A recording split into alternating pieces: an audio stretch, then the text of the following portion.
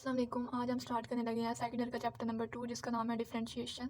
सबसे पहले हम इसकी थ्योरी का थोड़ा ओवरव्यू लेंगे, उसके बाद हम अपनी एक्सरसाइज की तरफ मूव करेंगे। सबसे पहले हमें पता होना चाहिए कि हमारे पास डिपेंडेंट वेरिएबल और इंडिपेंडेंट वेरिएबल कौन से होते हैं। हमारे पास होता है y is equal to F of X. इसमें जो हमारे पास x होता है वो होता है इंडिपेंडेंट वेरिएबल, ठीक है, इंडिपेंडेंट, और जो y होता है वो होता है डिपेंडेंट। इसकी एग्जाम्पल ऐसे है जैसे y is equal to F of X is equal to 2 of X, ठीक है। इसको अगर हम x को 0 पुट करें क्या आता है 0। एफ एक्स को 1 पुट करें तो हमारे पास क्या आता है, x की जगह हमने 1 पुट किया।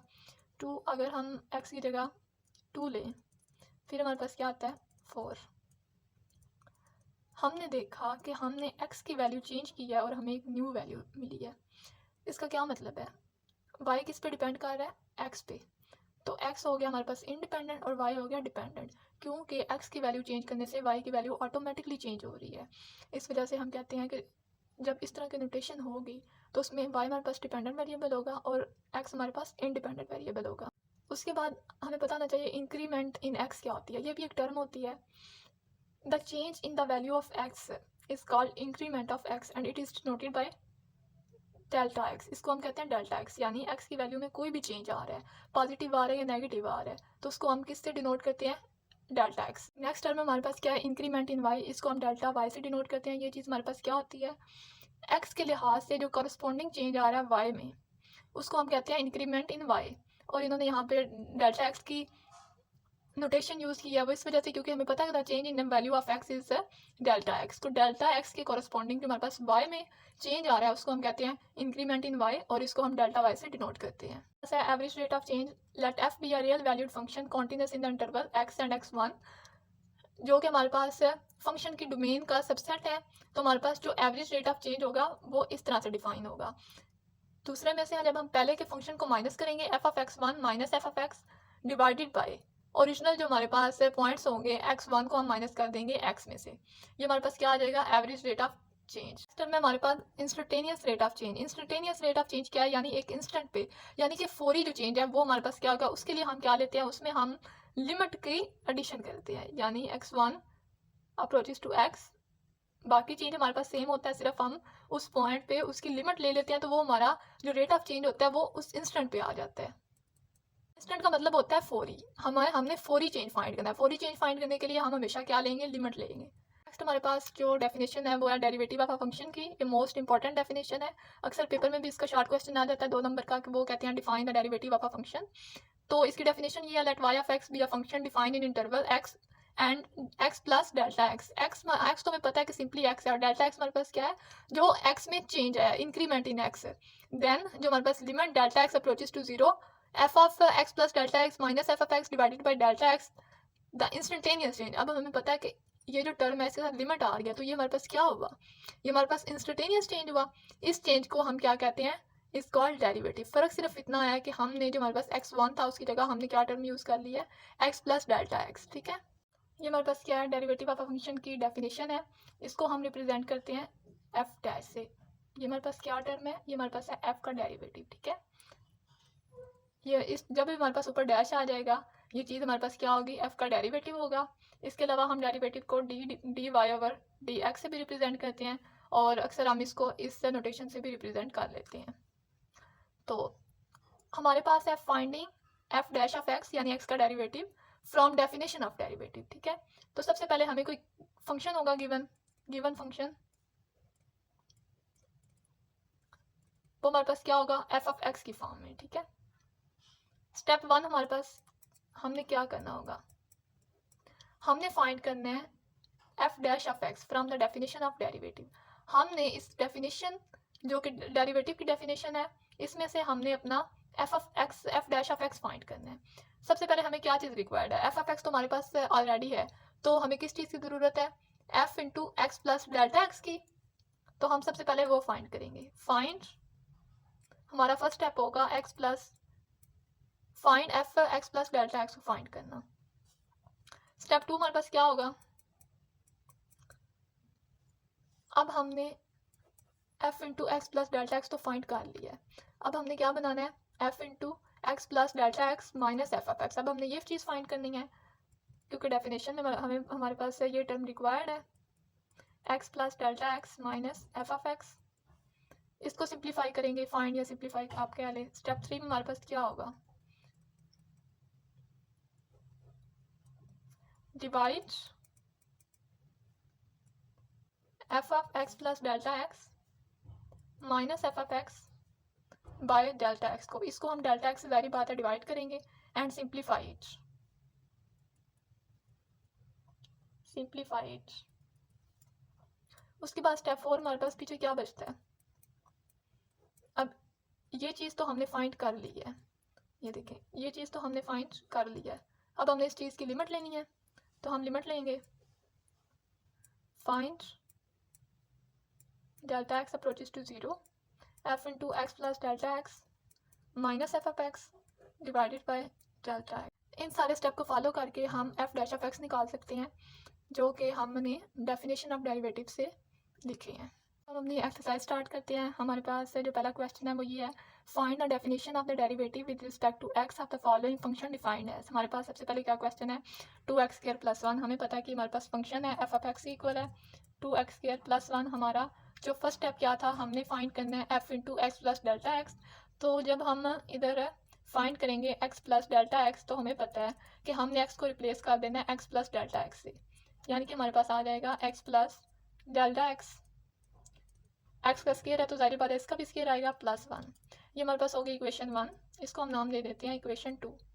अब हम माइनस करते हैं। अब हमारे पास जो नेक्स्ट स्टेप है वो क्या है, हमने F into x plus delta x को माइनस करना है एफ ऑफ एक्स से, यानी कि हम इसको माइनस करेंगे इसमें से, तो हम लिखते हैं सब्ट्रैक्ट। मैथमेटिक्स में स्टेप लिखना बहुत लाजमी होता है, इससे आपकी क्वेश्चन की जो प्रेजेंटेशन होती है वो अच्छी हो जाती है। Subtract equation 2 from equation 1। तो जब हम इसको माइनस करेंगे, यानी कि X plus delta x minus F of X is equal to हमारे पास क्या आएगा, 2 into x plus delta X का स्केयर +1 माइनस 2x² +1। तो हम इसका स्केयर ओपन करते हैं नेक्स्ट स्टेप में, 2x प्लस डेल्टा एक्स का स्केयर होल स्केयर क्या आएगा, इसका फार्मूला आपको पता है, मैं फिर भी इधर साथ लिख देती हूँ। a प्लस बी का स्केयर किसकी इक्वल होता है, a² + 2ab प्लस b का स्केयर। यहाँ पे हमारे पास x a है और डेल्टा x आपको पता है कि b होगा, तो x² + 2x into delta X plus delta X का स्केयर +1 माइनस 2x²। यहाँ पे सॉरी माइनस आता है, जब हम इसको माइनस करेंगे तो ये हमारे पास माइनस आ जाएगा और ये भी हमारे पास क्या होगा, माइनस का होगा, -1। अब ये +1 और -1 है, ये तो ख़त्म हो जाएगा, तो हमारे पास क्या आएगा, 2 को मल्टीप्लाई भी कर देंगे, 2x² + 4x into delta X plus delta 2 into delta X का स्केयर, +1 और -1 ये आपस में ख़त्म हो गया। आगे हम क्या लिखेंगे, -2x²। तो आप देख सकते हैं ये हमारे पास 2x² प्लस क्या, ये माइनस क्या, ये भी आपस में कैंसिल हो जाएगा, तो हमारे पास सिंपल बच जाएगा 4x डेल्टा एक्स प्लस ये चीज़ हमारे पास आ जाएगी डेल्टा एक्स का स्केयर। क्या चीज़ आई थी, x plus delta x F into F of x हमारे पास किसके इक्वल आया, 2 डेल्टा एक्स का square plus 4x delta x इसके इक्वल आया था। अब आप देख सकते हैं कि हमारे पास है यहाँ से क्या चीज़ कॉमन आ रही है, हम कॉमन ले सकते हैं 2 डेल्टा एक्स। अगर 2 डेल्टा एक्स कॉमन लेंगे तो हमारे पास इधर क्या बचेगा, डेल्टा एक्स बचेगा। हमने एक कॉमन ले लिया है डेल्टा एक्स को प्लस 2 ऑफ एक्स। अब स्टेप 3 हमारे पास क्या था, हमने ये जो चीज़ हमारे पास आई है इसको किससे डिवाइड करना है, डेल्टा एक्स से, तो हम इसको डोनेट करेंगे। अब आपको पता है कि ये चीज़ किसके इक्वल बननी है, अगर y is equal to F of X है तो ये क्या है, x में चेंज है, तो ये किसके इक्वल होगा, डेल्टा y के, इज इक्वल टू हमने इस चीज़ को डिवाइड करना डेल्टा एक्स से, 2 into delta X plus 2x divided by delta x. ठीक है, अब डेल्टा एक्स से कट गया तो हमारे पास क्या आ गया, 2 into delta X plus 2x। अब नेक्स्ट स्टेप हमारे पास क्या है, हमने लिमिट लेनी है दोनों साइडों पे, taking limit delta x approaches to 0। ये अब हमने कहाँ से लिया, ये हमने डेफिनेशन में पढ़ा है, ऑन बोथ साइड्स।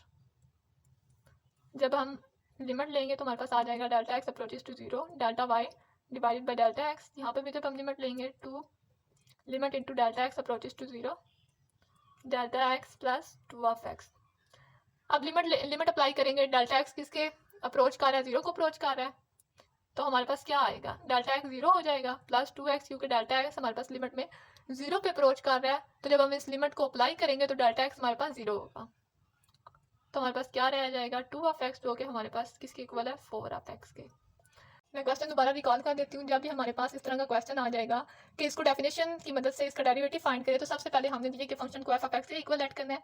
फिर हमें पता है हमारे पास डेफिनेशन में क्या है, F into x plus delta x भी रिक्वायर है, हमने वो फाइंड कर लेना है। हमने एक्स जो फंक्शन है, जो हमारे पास गिवन फंक्शन होगा, उसमें जहाँ जहाँ एक्स होगा उसको हमने रिप्लेस कर देना है एक्स प्लस डेल्टा एक्स से।